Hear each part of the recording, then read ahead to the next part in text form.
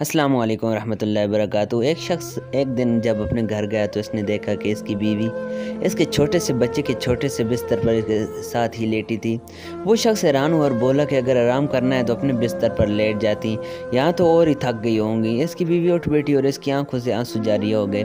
شوہر پریشان ہو گیا۔ بیوی نے پوچھنے پر بتایا کہ صبح وہ کچھ امداد دینے کسی یتیم خانے گئی تھی۔ وہاں اس نے دیکھا کہ چھوٹے چھوٹے سے بچے جو ابھی کچھ مہینوں کے ہی تھے اپنے پنگھوڑوں میں چپ چاپ تمیز سے لیٹے ہوئے تھے۔ وہ بہت خوش ہوئی اور وہاں موجود نگران خاتون سے پوچھا کہ آپ نے ان چھوٹے چھوٹے سے بچوں کی اتنی شاندار تربیت کیسے کی؟ آپ مجھے بھی مشورہ دیں، میرا بھی ایک چھوٹا سا بیٹا ہے۔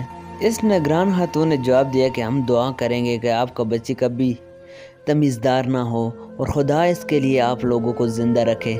یہ بچے جب یہاں آتے ہیں تو شروع کے دنوں میں بھوک لگنے پر اور ڈیپر خراب ہونے پر روتے ہیں، مگر ہمارا عملہ اتنا نہیں کہ بچوں کو انفرادی توجہ دے سکے، تو ہم انہیں رونے دیتے ہیں۔ کچھ ہی دنوں میں انہیں عادت ہو جاتی ہے کہ یہاں ان کے رونے سے ان کی حاجت روائی نہیں ہوگی، کھانا ہو یا ڈیپر تبدیل کرنا۔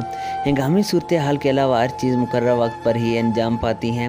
جب وہ یہ بات سمجھ لیتے ہیں تو ان کا رونا کبھی کم اور معمولاً بالکل ختم ہو جاتا ہے۔ یہ بچے بھی اگر اپنے والدین کے ساتھ ہوتے تو بھوک لگنے پر، ڈیپر گندا ہونے پر، جذباتی غربت کے لیے یا کسی ایسے مسئلے کے حل کے لیے جسے ان کے ننھے ذہن سمجھنے سے قاصر ہیں، رو رو کر اپنے والدین کی توجہ خود پر مبذول کراتے، ان کی مدد حاصل کرنے کی کوشش کرتے، ان کے محبت کی نرمی اور گود کی گرمی کو محسوس کرتے۔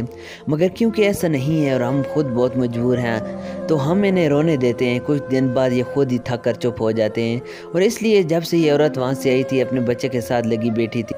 اللہ ہر اولاد پر اس کے والدین کا صحت سلامت رکھے، آمین۔